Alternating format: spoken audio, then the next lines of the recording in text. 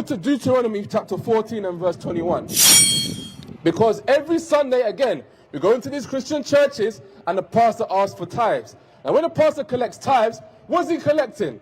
My brother, my sister, do you know?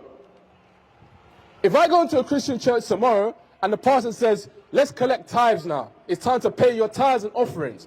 What would I take out of my pocket to give to that pastor? It'd be money, right? Listen to this very carefully. 22, huh? Yeah.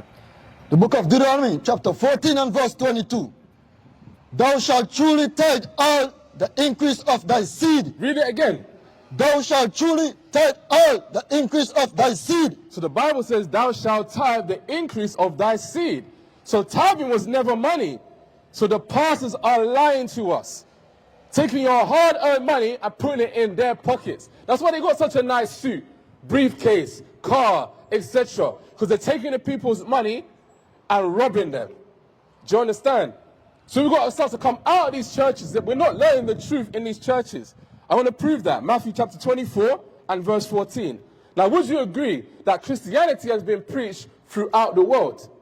If we go to Jamaica, there's going to be churches. America is going to be churches. Nigeria, Ghana, Ethiopia, South Africa, China, India, Australia. Wherever we go on earth, we're going to find a Christian church. Right?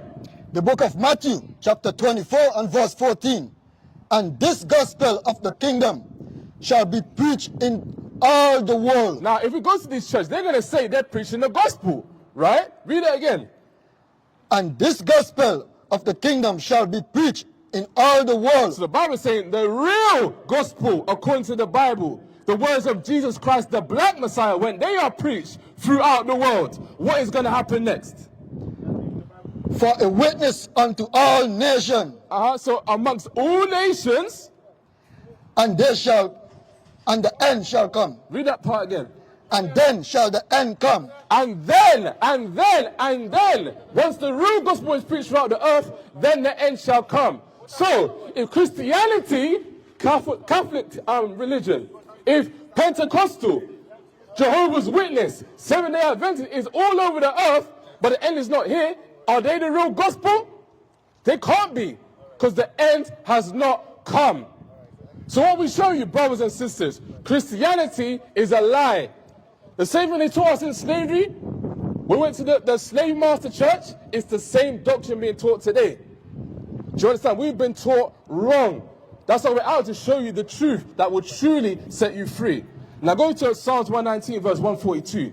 What is the truth that Christ said would set us free? What's the thing that we do not know as a people that we need to get back to get salvation? The book of Psalms, chapter 119 and 142.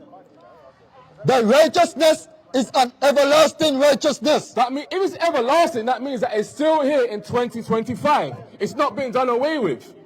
And thy law is the truth. And thy law